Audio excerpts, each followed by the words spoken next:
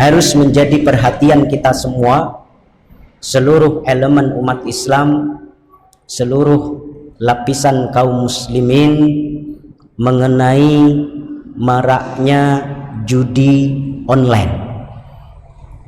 Bisa dikatakan Indonesia ini sudah darurat judi, Pak. Kementerian Informasi atau Kominfo merilis dalam laman resminya, warga Indonesia yang terlibat judi online itu sudah 2,3 juta. 2,3 juta warga Indonesia aktif main judi online. Dari 2,3 juta itu, menurut data dari Kominfo, 2%-nya atau sekitar 80.000 adalah anak-anak di bawah usia 10 tahun. 11%-nya atau sekitar 440.000 itu adalah remaja usia 10 sampai 20 tahun. Ini fatal. Ini bahaya.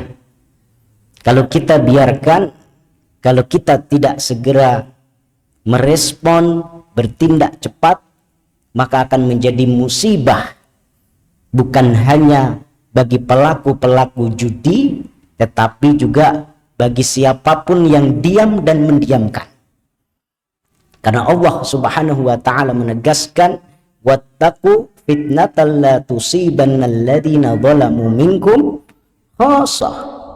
Dan takutlah akan fitnah, akan musibah, akan azab, akan bencana yang tidak hanya akan menimpa kepada orang-orang yang berbuat zalim saja, orang-orang yang berbuat dosa saja, tetapi akan menimpa semuanya, termasuk orang-orang soleh, orang-orang yang tidak melakukan dosa atau kejahatan itu, tetapi dia hanya diam dan mendiamkan ketika melihat kemungkaran atau dosa tersebut. Dan ini sudah darurat, jamaah sekalian. Sekali lagi, 2%-nya adalah anak-anak di bawah 10 tahun, 11%-nya adalah remaja atau pemuda usia 10 sampai 20 tahun. Ya, 2,3 juta. Ini jumlah yang dahsyat. Itu yang dilaporkan secara resmi. Itu yang terradar oleh Kominfo. Bagaimana yang tidak terpantau? Bagaimana yang tidak terradar? Tentu lebih banyak lagi. Maka ini perlu gerakan bersama kita semua, para orang tua. Pastikan, ingat, pastikan, jangan cuma lihat sekilas, tapi pastikan, cek HP anak-anak kita, cek HP remaja-remaja kita, apa yang mereka tonton, game seperti apa yang mereka mainkan. Ini penting, karena ini tanggung jawab kita semua, para orang tua, para pendidik juga seperti itu, di sekolah-sekolah, di pesantren-pesantren, di kampus-kampus. Pastikan, karena peserta didik kita adalah amanah dari Allah Subhanahu wa ta'ala. Pastikan juga tetangga-tetangga kita, anak-anak kaum muslimin adalah anak-anak kita semua. Ya, kalau mereka lagi nongkrong, mereka lagi terlihat pegang HP dan lain sebagainya, pastikan apa yang mereka tonton, apa yang mereka lakukan, apa yang mereka mainkan. Dan kalau ternyata mereka bermain judi online, ingatkan. Karena ikhwah billah arsyadakumullah, jelas judi adalah sesuatu yang diharamkan oleh Allah Subhanahu wa ta'ala dengan firman-Nya, a'udzubillahi minasyaitonir rajim, innamal khamru wal maisiru wal ansabu wal azlamu rijsun min amali syaitan. Dikatakan sebagai rijs, sesuatu yang kotor, sesuatu yang hina, sesuatu yang najis, min amali syaitan, Dan itu adalah bagian dari amalan syaitan. Bahkan pengharaman judi itu penyebutannya adalah setelah pengharaman khamr, minuman keras. Ini menunjukkan efek yang besar. Efek kerusakannya nomor 2 setelah minuman keras. Ini ma'asyiral muslimin wa zumratal mu'minin arsyadakumullah. Belum lagi kalau kita kupas efek-efek judi bagi kehidupan manusia, bagi kehidupan keluarga mereka, bagi kehidupan sosial mereka. Para pakar menyebutkan para pelaku judi ini mayoritasnya terkena penyakit jiwa yang sering disebut dengan gambling disorder. Ya, perasaan penasaran dan terus-menerus ketagihan. Ya, kalau belum habis uangnya belum berhenti. Habis uangnya nanti ada kesempatan untuk pinjam uang yang lain, pinjam uang.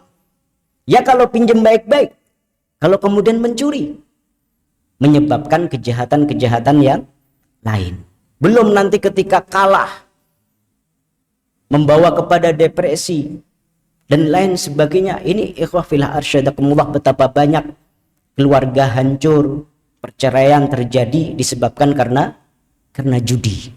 Ya, dan ini bukan suatu hal yang remeh, bukan sekedar fenomena, tapi sudah cukup banyak. Dan tentu ini adalah tugas kita bersama, para orang tua, para ayah, para ibu, para kakak, kepada adiknya, para kiai, ustadz, kepada santrinya, para dosen, kepada mahasiswanya.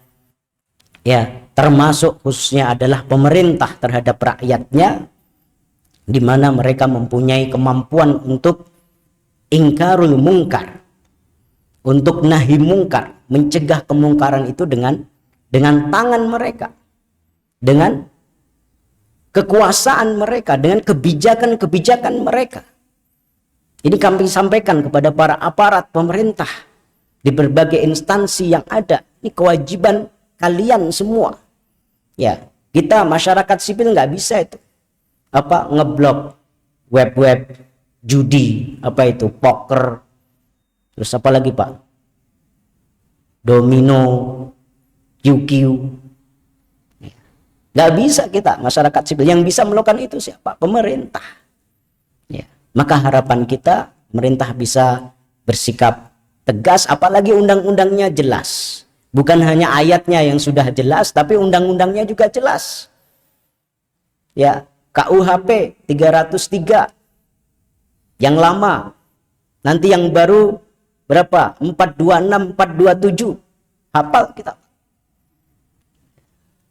Belum undang-undang ITE 27. Ayat yang kedua. Itu jelas. Larangan judi online itu jelas. Bukan hanya melanggar KUHP, perjudian secara umum, tapi juga melanggar undang-undang ITE. Ya. Tinggal bagaimana ketegasan dan supremasi hukum yang serius oleh para aparat.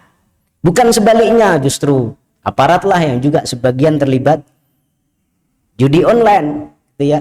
Belum lama kita dapat berita ada oknum polisi misalnya yang terlibat judi online. Ya, PPATK melaporkan ada 1.000 anggota dewan, baik pusat ataupun daerah, yang terlibat judi online. Saya sempat mengkonfirmasi salah satu anggota dewan pusat, jawabannya itu yang terlibat judi online paling staf ahli Ustadz sama sekretariat. Oh, anggota dewannya enggak ya? Oh, enggak, anggota dewan kelasnya bukan judi online, kelasnya kelas Vegas. Ya. Atau paling dekat ke Singapura. Parah banget ini. Ya. Bahkan Menkominfo mengkonfirmasi ada oknum pegawai Kominfo yang juga terlibat judi online. Ini bahaya, Pak. Karena judi online ini semua orang bisa mengakses. Tadi 2% dari 2,3 juta, 80.000 anak-anak di bawah usia 10 tahun dengan mudah bisa mengakses judi online. Kalau judi-judi di jalanan, di pos kamling, anak-anak mau deket malam-malam takut. Ya, tapi kalau di kamarnya masing-masing, di HP-nya masing-masing, orang nggak perlu malu-malu lagi. Jadi siapapun yang iseng atau yang